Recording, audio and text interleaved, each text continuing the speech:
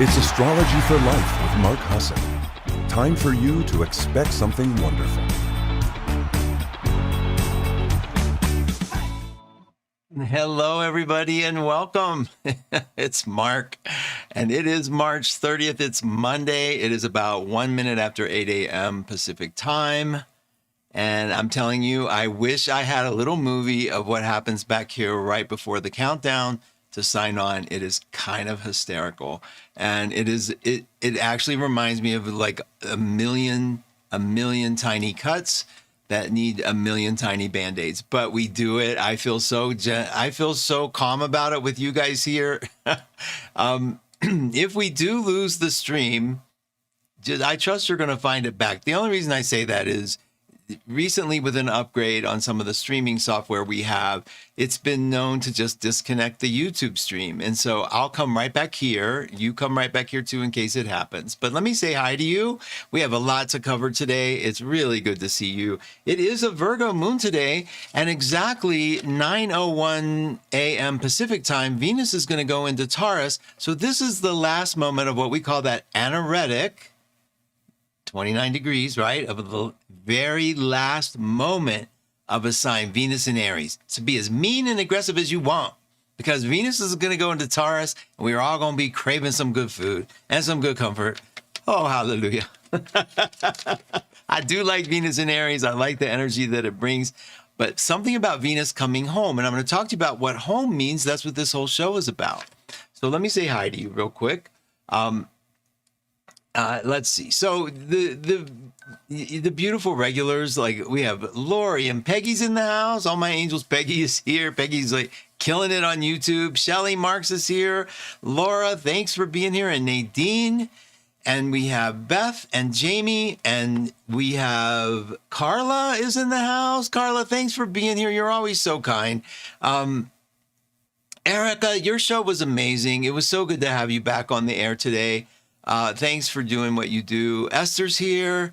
And thank you for being here. And thanks for loving the quizzes. I'm so glad you enjoy them. I'm having fun. We also have Wordle now, you guys. Astro Wordle. You have to have a password to get in. If you have to be a member, because we love our members. Jean, thank you for being here. I'm so glad. I know the music is very sweet. I'm trying to change it up for us. Arlene, thanks for coming. And Penny, I see you. I see you. You're welcome, Shelly.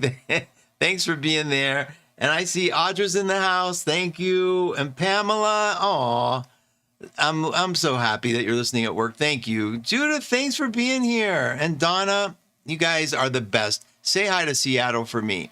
So you guys, we've been really drenching ourselves into all this elemental thing. I just made a movie. I'm calling it a movie. It's a 30-minute movie.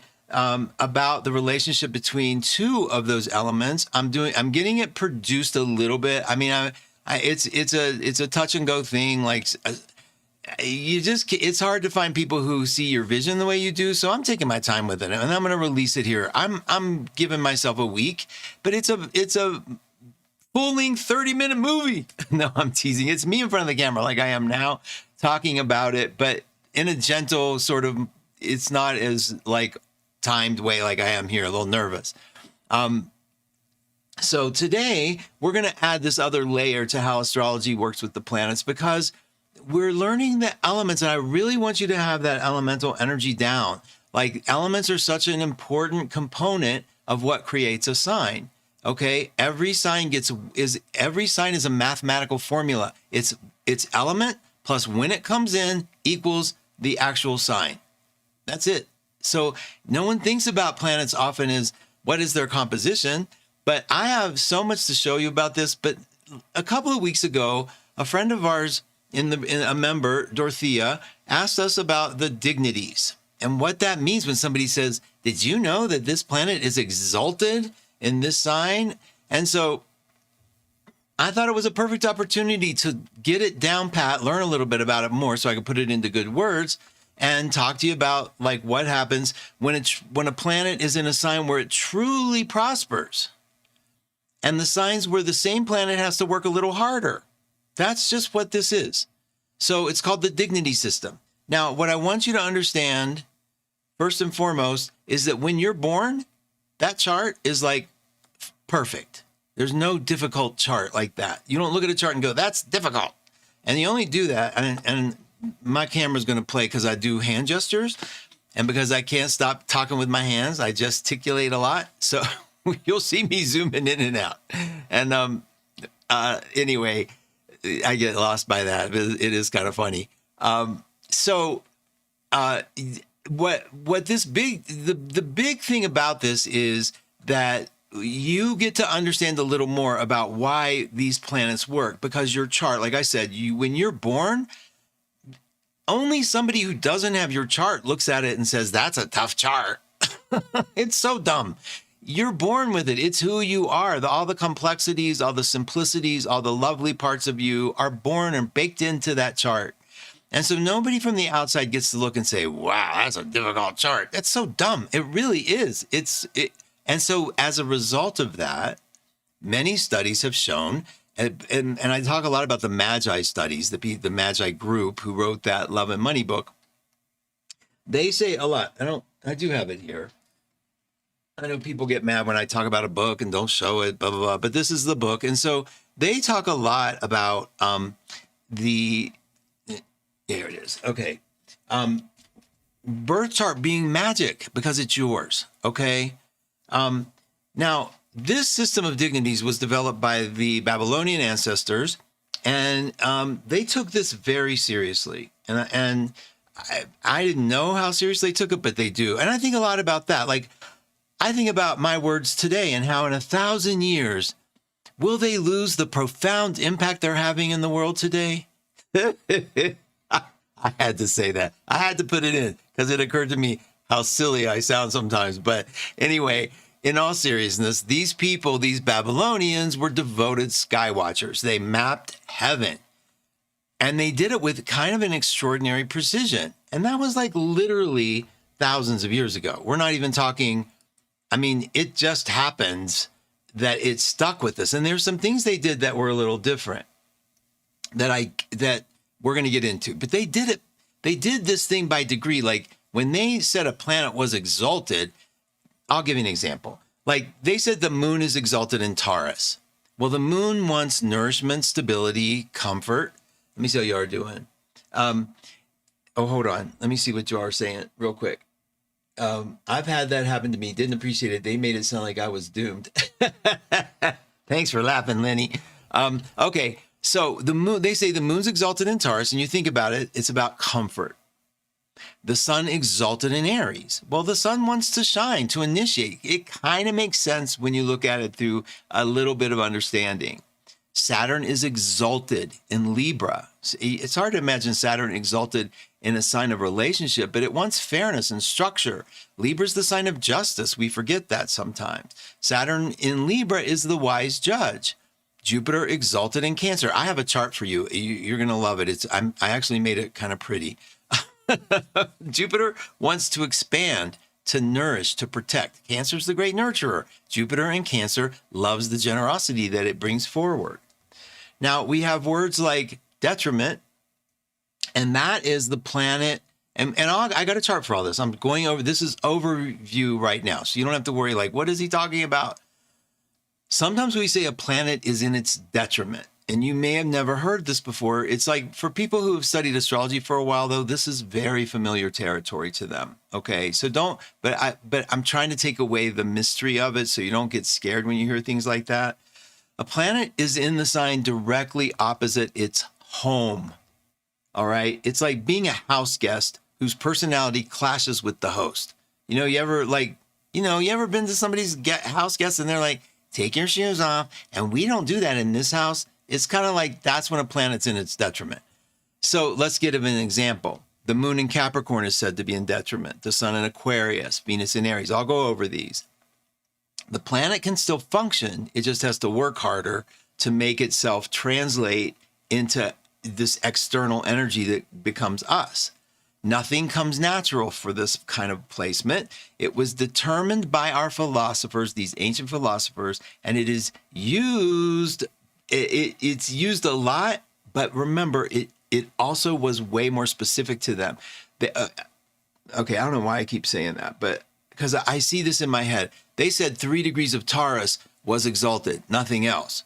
We have definitely blown that way bigger. So that's why I just wanted you to understand we've generalized it over thousands of years, but it kind of is fun to understand.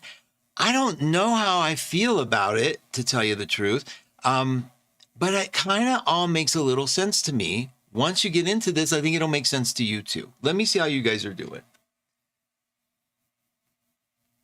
Welcome, Suzanne. It is so good to have you here. All right, let's talk about, okay, so remember, there's the planet being at home or the domicile. We'll get into that. It's detriment, it's exaltation, and it's fall. So too bad and too good. Too bad and too good. And I am being a little facetious, okay? There's no such thing as a bad planet. Now, the fall. The planet in the sign directly opposite the exaltation is called the fall. So, for example, if Jupiter was in Cancer is exalted, Jupiter in Capricorn is going to be in its fall. The exaltation is the 5-star hotel. Fall is the hotel from hell. I write these from a funny place. I get a little goofy. Okay, so let's say the moon in Scorpio. I have that, right? I have a moon in fall. The sun in Libra is a fall. Saturn in Aries is its fall. The planet isn't broken. You got to get that. But the environment works against everything it's trying to do. And here's the elegant part. It's the same planet in all 4 states. The moon is still the moon, whether she's in Cancer or Scorpio.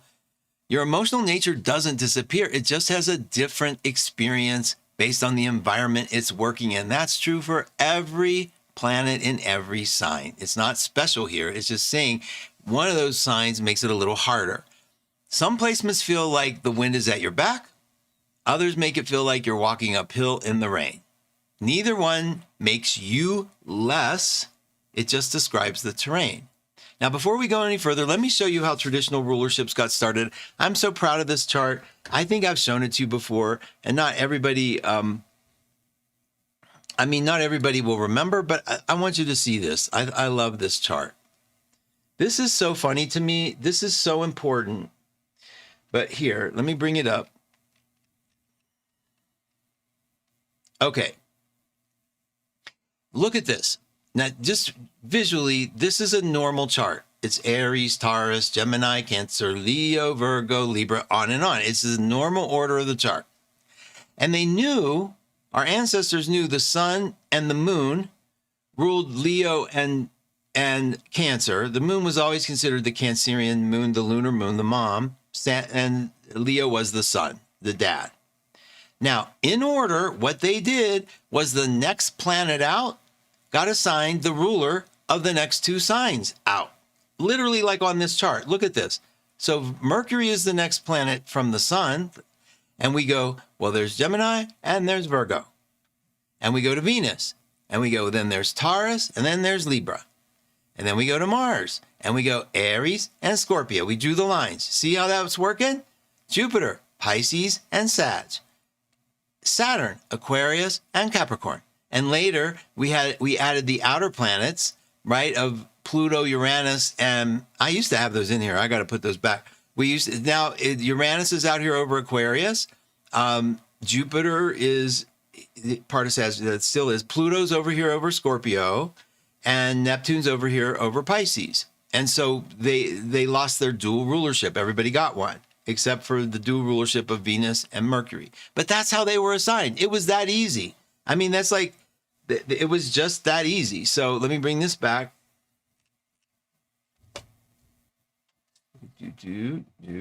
Okay. All right. And hold on. I lost my mouse, you guys. Hold on. I see you. There you are. Okay, hold on. Okay, there we go. Now, get here. And so what I'm going to do, I'm going to show you the dignities as they happen in the, get me back on. There we go. All right. Sorry about that. we're going to start now with understanding. We're going to go just 4 planets. I'm not going to go all of them to understand the dignities, and we're going to start with the moon. So let's just, and I got the dignity chart up. I'm going to have here in just a minute. I should probably just do that now. This is it. So we're going to start with the moon, just so you get a feel for it. And see, the reason when I magnify it, it's hard for me to move my mouse out of your way.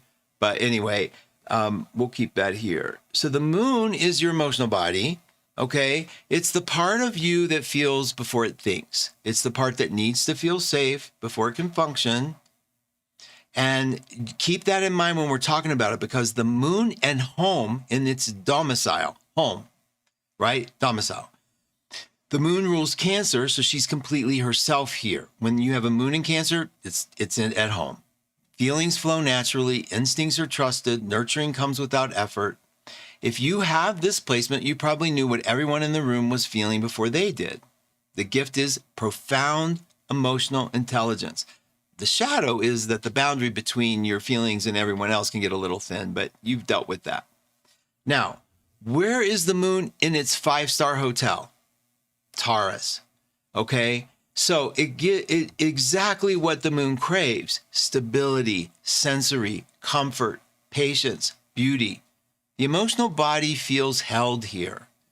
Feelings are steady rather than turbulent. This is considered the most comfortable moon placement in the entire zodiac. Not the most dramatic, but the most genuinely nourished.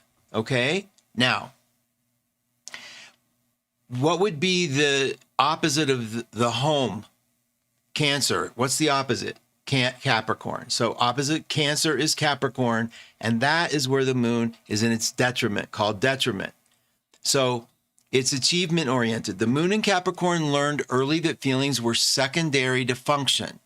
There may be a sense of having to grow up quickly. Emotions are real, but they go through a filter before they're expressed. Have y'all ever known a Capricorn moon? I love Capricorn moons, as you know. I recommend that everybody get one in their home to support them, because they are so duty-oriented, and they're very helpful. Everybody needs a Capricorn moon.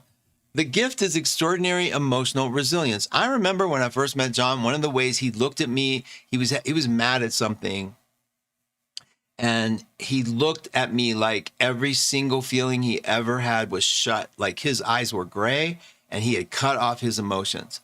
And that's when I learned about Capricorn moon's ability to do that. Okay, so let's go on to the fall. And what is the fall going to be? The opposite of the exaltation. And the opposite of the exaltation is Taurus. It's Taurus, and the opposite is Scorpio. So this is the most intense placement of the moon. Scorpio doesn't do shallow. So the moon here feels everything at maximum depth. I have one. Many of you here have one. Nothing is casual. Nothing is forgotten. Nothing is surface level. The gift is extraordinary perception and emotional power. The shadow is that hotel environment. Scorpio's needs for transformation works against the moon's safety and comfort. It's not like, it doesn't like being in any sort of, that hotel metaphor, doesn't like being around a bunch of people where it can be exposed. It works against the moon's need for safety. This moon has to earn its peace. The moon in Scorpio has to work to get peace. Okay, so let me see how y'all are doing. Hopefully you're following this. Yeah, and I am having just a little bit, let me just lower this back. Once I magnify the screen, it doesn't give me my mouse back, so I want my mouse. Let me see how y'all are doing.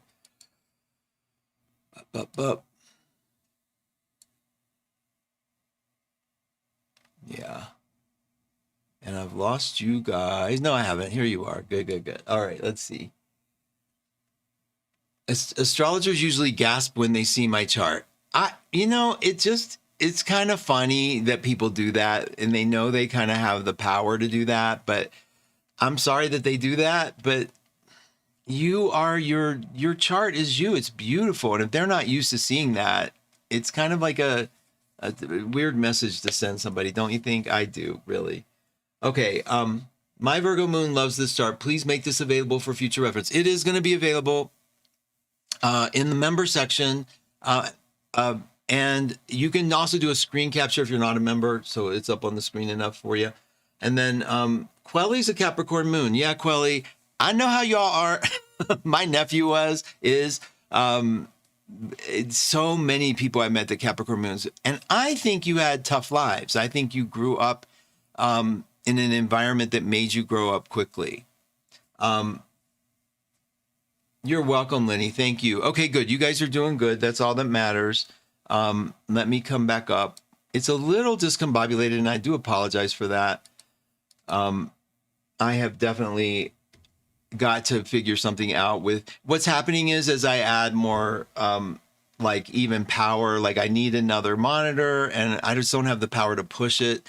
And so there's been a few things like that that make it where I'm like, okay, I'll put it on this screen. That's the Band-Aid theory, you know, that I've been doing. So just hang in there with me, please. That's all I'm asking. I know you guys do. That's the beauty of who you are. Okay. Let me get this happening right here. And then let's talk about the sun, and then we're going to go Saturn and Jupiter. Okay, so give me 1 second here. And boop, boop, boop. Okay, I am totally ready. Now, the sun is, as you can see in the chart, I got to make sure you all can see that again. Okay, the sun is in Leo, is at home, right? It's our identity, the part of us that's trying to become something, to fully express who we are in this lifetime. Okay, so you have to understand that that is the sun for everybody. It's sort of like we're evolving into be our sun sign. The older we get, the more comfortable we are with our sun signs. We tend to live a little bit in the rising sign because that's the cover of who we are, right? So the sun is who you are learning to be. So let's run through the 4 states. The sun in Leo, it rules Leo and it shines in Leo without apology. There is a natural confidence, a warm generosity, desire to bring light into whatever room they enter. This is the sun being completely itself. The gift is radiance and creative power. That's your sun in Leo. If you know any Leos, I know 1 or 2. Yeah. Okay, if you know any Leos, they have an ability to sort of shine just by being, like when they're in a good mood, they sort of brighten it up. When they're in a bad mood, it sort of goes dull, but they're not doing it on purpose. They're just being them. They're the sun.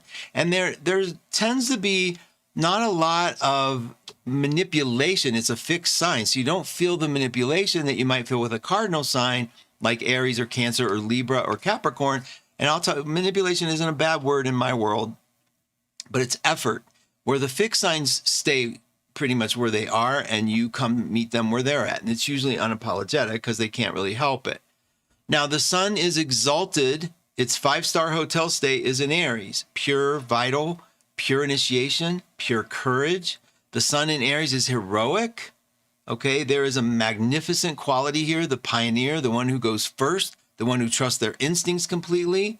The Babylonians chose Aries for sun the exaltation, because this is where the solar energy is most alive and uncontained. Think about it. The sun at the spring equinox, they're celebrating the sun at the equinox. That's not a coincidence. And if you know an Aries, you kind of know that's what they do. Okay? They kind of like, they can't lie to themselves about what they want. They just, it's like, this bugs me. This doesn't move on. Let's go. Now, why is the sun in detriment in Aquarius? We're going to talk about that, but it's the opposite, right? The opposite sign of the domicile or the home is Aquarius. Yeah. Kip Lockwood, hi Kip. Do conjunctions have the same effect within your birth chart? No, they don't. Because they're not working against an energy. The conjunction is like now influenced the combination of 2. And the one that's strongest is the one furthest from the sun. And that's going to affect the personal planet more. But it doesn't, it can like technically, like let's say, this is a great question because I want to look at that with you. If you have the sun next to Uranus, right? Your sun is still in Cancer. For me, for an example, your sun is still in its sun sign, but now it's being activated. So it still has its domicile comfort. If it's in a comfortable domicile, it still has that, but now it's got the added element of Uranus to it. makes it a little Aquarian, maybe makes it a little harder to function, but it doesn't have the same, it's not considered detriment in the same way. So now the opposite sign of the home of Leo is Aquarius, and that means we're talking detriment. Now, Aquarius is the sign of humanity, the group-oriented one. Sun in Aquarius is asked to shine not for itself, but what? For everyone. That's a genuine tension. The sun wants to be an individual. Aquarius wants to dissolve individuality into something larger. The gift is a profound humanitarian vision, which many Aquarians have. Kip, I know you're an Aquarian, and the ability to see beyond the personal. So the shadow is a complicated relationship with identity, sometimes feeling like an outsider, even in a room full of people. Think about that. Leo walks in a room, they know who likes them, who doesn't. They're in there moving. Aquarius is always just a little one step removed, not because they're feeling superior, but because they're feeling like, where do I fit in? And they see the collective in a different way. And then they remember, oh, I'm in a body.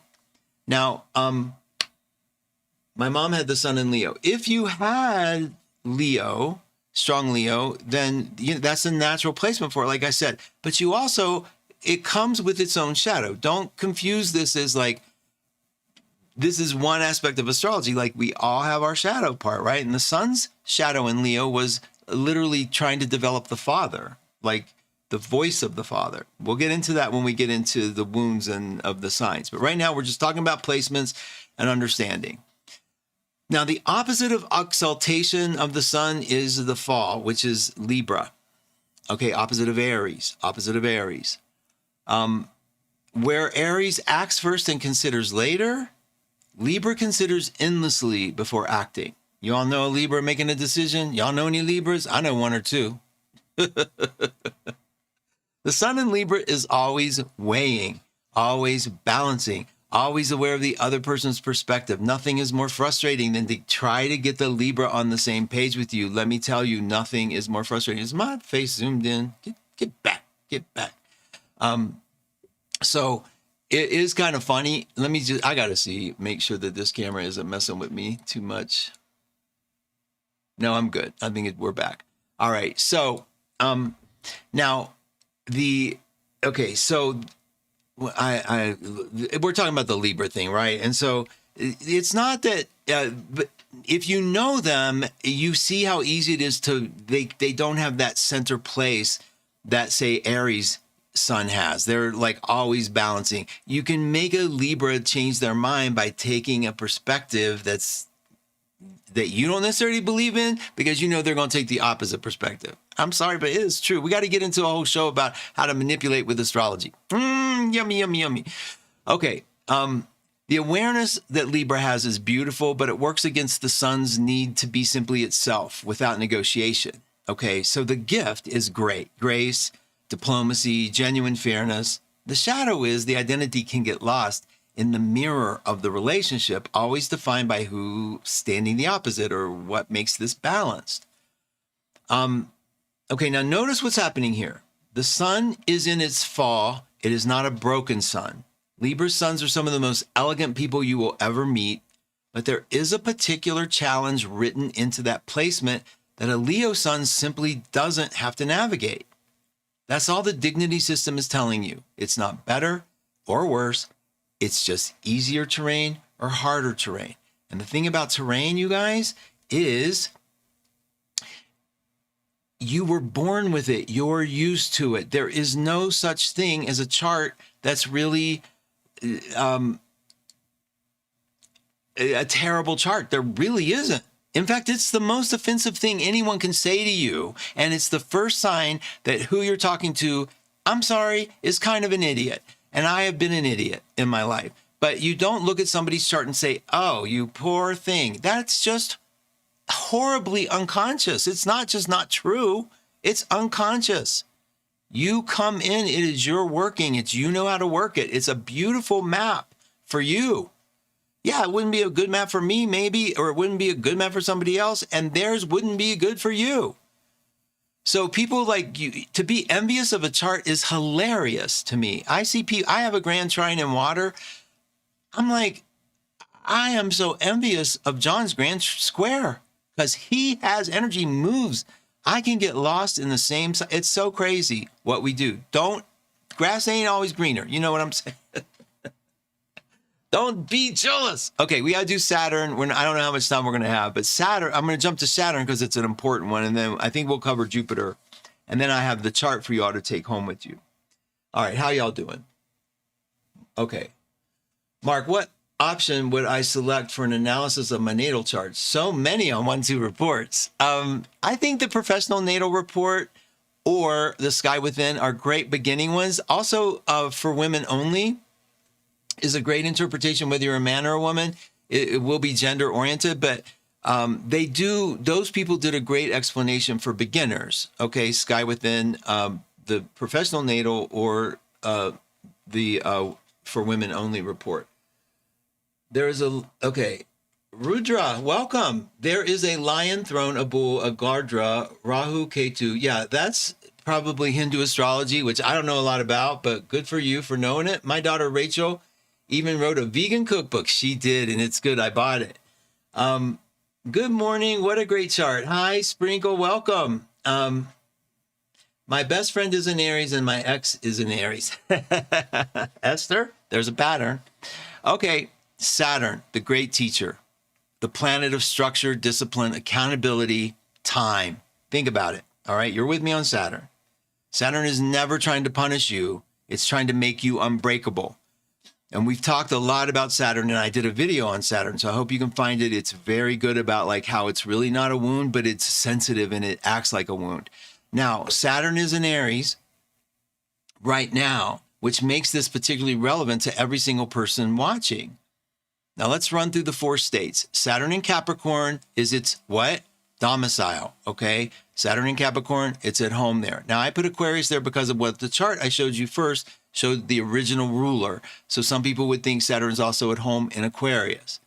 Now, Saturn rules Capricorn, and here it is completely in its element. Structure, ambition, patience, willingness to work over the long haul. Capricorn provides everything Saturn needs to function at its best. This is the master builder in the perfect workshop. Every tool is where it should be. The gift is extraordinary capacity for achievement and long-term vision. The shadow is that work can become the only language this placement knows. So rest can feel like failure to a Saturn in Capricorn, as many of you might know them. Okay, the exaltation is what?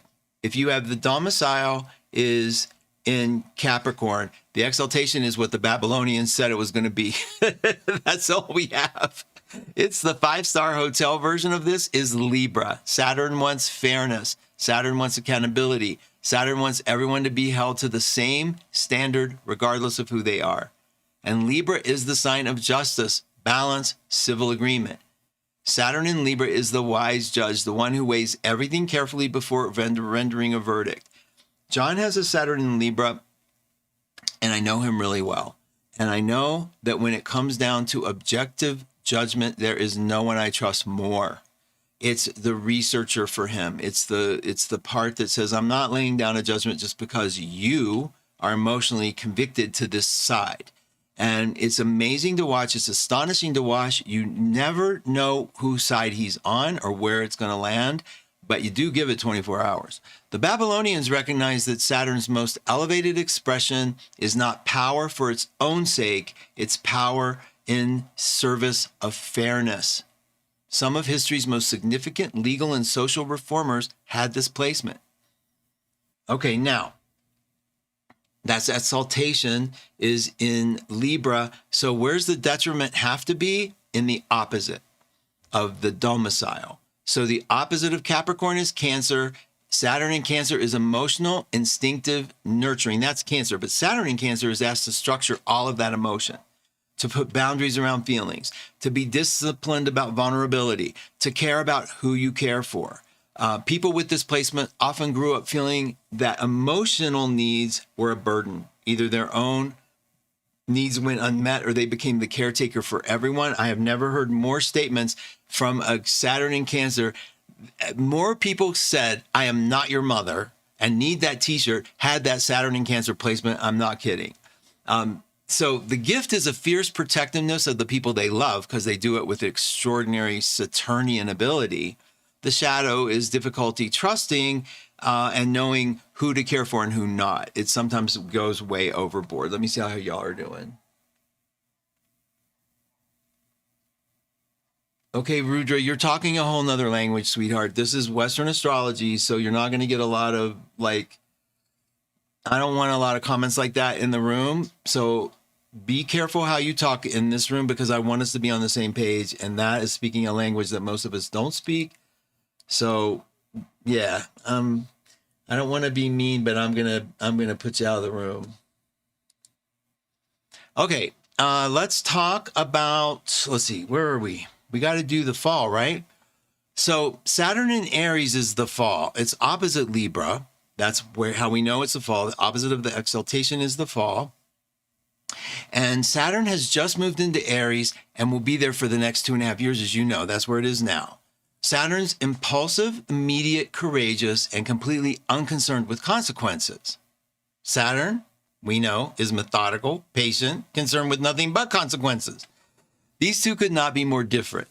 Saturn in Aries fall doesn't mean that things fall apart. It means Saturn has to work harder to do what it does naturally. Think about it. Saturn loves the discipline, and Aries is like, no. And they're together. The discipline is there, but it keeps running into the Aries impulse to just go. The accountability is there, but Aries keeps wanting to skip straight to the action. The invitation of Saturn and Aries for all of us collectively right now is to learn how to be both brave and wise simultaneously, to act with courage and with consequence in mind. That is not easy, but it is exactly what the moment in history is asking us. Okay. Now, this last section lands on something that we know is about the current time period, because, see, you have to understand that the collective right now is experiencing Saturn in Aries. So it's not just abstract ideas. It's happening in real time. So what I want you to do when we're talking about this is think about the current time period, Saturn in Aries, trying to hold back from, like, how to maneuver war. Like, think about that, like how to maneuver war. Do we jump right in? Do we do it methodically? And it's not an easy answer. And so that's where, hang on one second. My screen is wanting me to, 1 second. There we go. Okay. So when we bring it to the current time period and you think Saturn in Aries, that's exciting. Well, it's also in its fall, and we're going to have to work harder. We're going to have to be smarter. We're going to have to really get this down to a place where we know what we're up against and how to maneuver it consciously. Like, there's a way to maneuver the dignities, and you recognize this takes a little more caution. If you know somebody with Saturn in Aries, and I know several born in the 60s, they had such a strong judgment on their energy. And when they would do it blow, like they'd get angry, and then Saturn would kind of punish them, say, bring it all back. And then they wouldn't act. Then they grew up not knowing exactly how to manage that anger. But I'll tell you what, now they got it. So after the first Saturn return, so here we are as a country, we have Saturn in Aries. We've had it there before. Are we learning? And there's so many things that are saying it's like we're doing good. Jupiter's in Cancer. It's being exalted there. And so we know that we have also some exaltations happening. The sun will be in Leo. The sun is in Aries now. That's exalted. So we got some fun stuff. And I'm not here to make evaluations on it. I'm here to basically tell you to keep an eye. Okay, we have, there we go. Okay. So now we have Saturn Jupiter giving us in Sag everything it needs to be fully itself, the great teacher, the perfect classroom, the gift of enthusiasm, genuine wisdom, the ability to inspire, to reach beyond what was thought possible. The shadow is that without any container. And without any earth to land, Jupiter and Sag can promise more than it delivers. Everybody knows when you have Jupiter and Sag, you're kind of one of those people who live on Mount Olympus. And the follow through is sometimes less small than it is big. So we love Jupiter in Sag. When it goes in Sag, we love that exaltation. We love the bigness. Okay. Now, hi, Nancy. Welcome.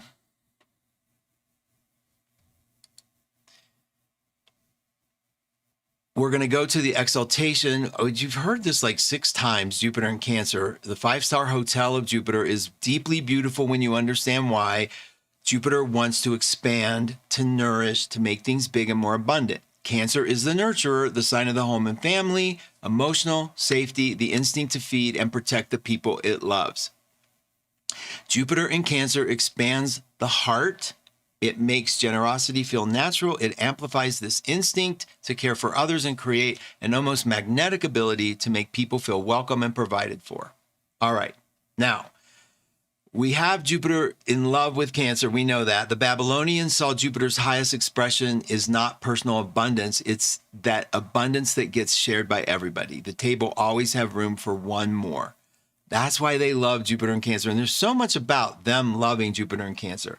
There's so much research. I asked AI about it. I searched on the internet under the Babylonians to see what we could learn about it. It's so funny how much they loved this placement. So it made me feel good about the fact that we have this Jupiter now in Cancer. And it wasn't so much about me being a Cancer, even though it did bring me to you guys this way. It was about that it's activating something that was about home and the love of home and family and sharing and nurturing and generosity for everybody. And I did love this cycle of the world. I didn't fear anything that was happening in the world because I thought that it was the closest we get to sharing as one family. So Jupiter in Cancer is doing exactly what it was designed to do. It's bring us some hope, bring us together, bring us as a sense of a unity. And there was a lot of units brought together. Now, in its detriment, I'm shocked that its detriment is Gemini, but it is. Gemini is curious, quick, endlessly interested in everything simultaneous. And Gemini is the opposite of Sag, which is why it's there. Jupiter wants depth. It wants to follow one thread all the way. And Gemini keeps getting distracted by the interesting things around it. Now, if you think about the one difference between Sag and Gemini, it is the elements. Sag has fire, it's inspiration, it wants spirituality, it wants everything to have meaning. Gemini doesn't care about those things, it wants the connection. Okay, it's like trying to write a great novel while simultaneously reading 50 little comic books. The gift is an extraordinary breadth of knowledge and a genuinely fascinating mind. This is Gemini and Jupiter that can connect ideas across wildly different fields. The shadow is that the wisdom can stay wide rather than going deep. And that's the biggest complaint about Jupiter and Gemini. If you know Jupiter and Gemini people, they can be all over the place. And often the complaint is you won't go deep enough to cover one topic. Now I'm running through these so I can talk to you guys. So just bear with me. Hey, Venus in Taurus. That's happening at 9:01 Pacific time today. Okay, so the fall is Capricorn, Jupiter in Capricorn. Capricorn's cautious, realistic, skeptical of anything that can be measured. Jupiter wants to leap into trust. That's pretty obvious, right? And so that one is like, they're just so different. Saturn and Jupiter is basically the thing. The tension is real. Jupiter in Capricorn as a fall doesn't mean life is hard or abundance is blocked. It means Jupiter's natural optimism has to fight its way through Capricorn's reasonable caution.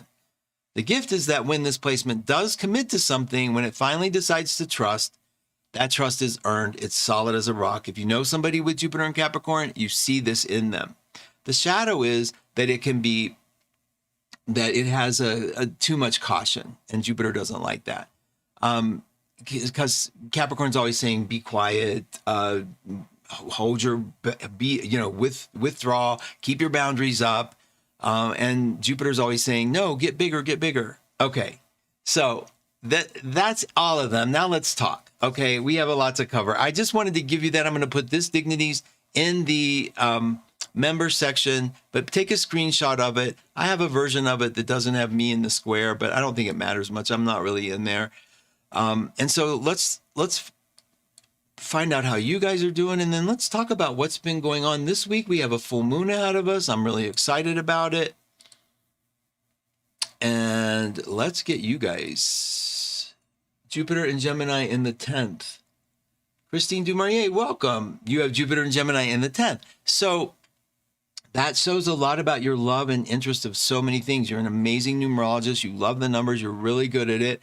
And their complaint would be that you have so many interests that it might be hard for you to hone in on just one, even though it seems like you did pretty good. Okay, you guys, that's the dignities. I was asked to cover it. I did my best to research it and to bring you everything I could. I worked, like I said, I worked with AI. I worked with Google.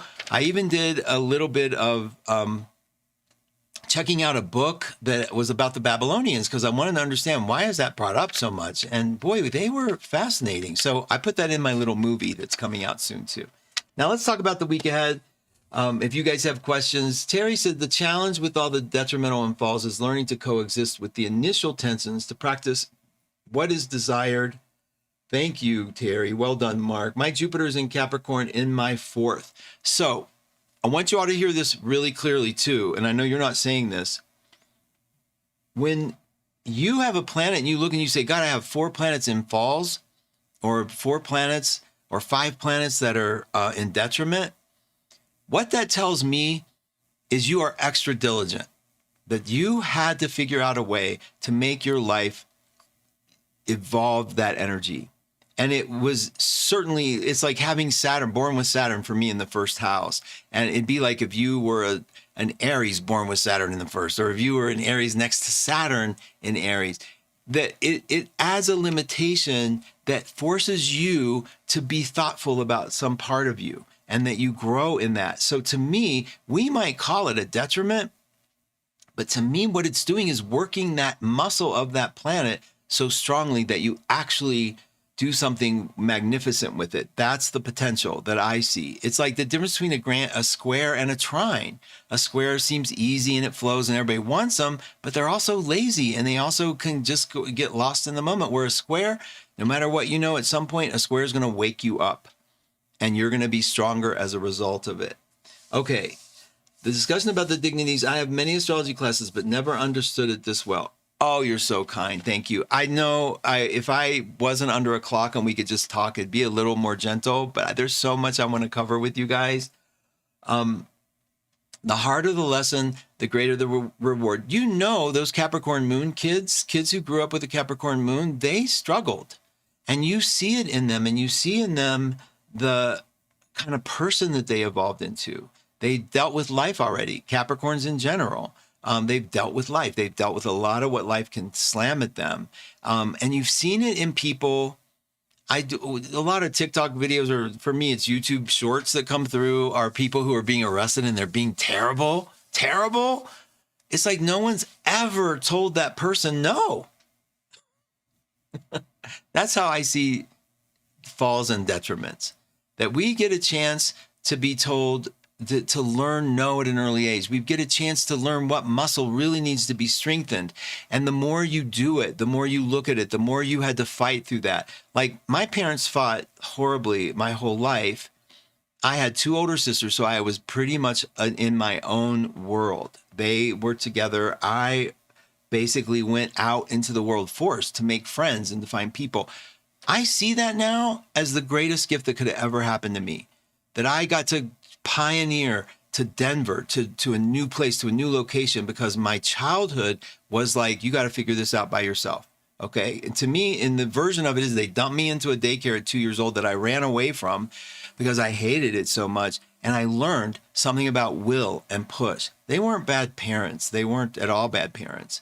But I don't think they understood. They were all fire sign moons and 1 air sign moon, and I had all the water. I don't think they understood the life, the reality. They just didn't understand it. And I don't hate them for it. But I love that they left me alone to figure it out, because I love the freedom I feel inside. That's for all of us. And I had the moon in Scorpio, so that is in its fall. And although, I mean, there were a ton of lessons to get out of it. Grand Square, Christina Byers. What I know about Grand Squares also is that, like I said, it's like you can count on the change to occur. You can't predict them, and they hate when you do, when you try. Okay, now Wednesday I'm going to do my show. a 30-minute show. We're going to talk about the full moon on Wednesday, and we have a full moon Wednesday. It is at night. It's at 7 p.m. Pacific time, so you're going to be fine. Notice how that camera's moving around. I'm going to get all that fixed. Don't worry. And they said that if I do this, I can get it realigned. So we'll see. That's why it did. 7 o'clock in the evening on Wednesday is a full moon at 12 degrees Libra. It's like April Fool's Day. Passover's that day. There's so much going on. I'll be with you that Wednesday morning for 30-minute show-ish to talk about what's happening then, and we'll go through the week ahead. In the meantime, Venus is changing today. Sometimes those days can feel a little wonky. This is the last, like the anaretic, 29 degree of Venus in Aries. That's so sweet, Sprinkle. God, that's so kind. You guys are so nice. And then we move into the Taurus, Venus and Taurus journey. So we get to have that kind of stability and feel what that's going to be like. And the same ruler of Venus is going to be the moon in Libra. So I want you to kind of get ready for what that 12 degrees looks like. If you know how to look at your chart, I can bring the chart up. Actually, by the way, I have it up. And if you guys have any closing questions or comments, I'm sorry I rushed through that. I know I kind of picked topics that we have to kind of push through, but Scorpio moon is difficult placement. Is my favorite placement though. You guys are the best people. One of my best friends is a Cancer with his moon in Scorpio. That's sweet, Sprinkle. Thank you. So this is March 30th. This is today. We're finishing that moon in Virgo. Let me get it up. Yeah, I'm thinking that you can see it, and I know you can, so I'll get you there. Don't worry. And then look at this Aries still happening. There's Venus is going to shift today. So that Venus is going to change, and we're going to have that little bit of Earth to help us out. Oh my gosh, I think I need it for sure. It'll be with the moon in Virgo for a little bit. So we'll have a little bit of earthy energy to play with. I think you guys are going to love it personally. If you have any questions or comments, leave them. Kelly Whetstone is going to be my guest for members only in a private session with readings, with questions, with interviews. That's April 13th, I believe. Let me check. So I hope you'll mark your calendars and come and be a part of that room with us, because it's an evening with, my evening with series, Monday, April 30th. What else is going on? Kat's show is coming up. She'll be live after me, and I've got her address when we sign out. And is there anything else? You guys are good? Let me make sure. Yeah, it is crazy chart for real. Okay, you guys, let's see. I tell so many people that everything changes every 3 months. I'm surprised it takes 3 months. I bet it's maybe even more than that. You guys, thank you again. I'm going to sign out. I hope you have a wonderful day. I'll put this in the dignities section, and I'll also put a link for it on the actual video itself. So if you watch this, you have access to the chart. I'm not trying to hide it from anybody, but I do want members to make sure. I think I gave it to the members room already. So it's in there if you want it. Thank you again for coming with me, and I will be here on Wednesday at 8 in the morning, 8 in the morning, right? Yeah, Pacific. That's right. Take care, you guys.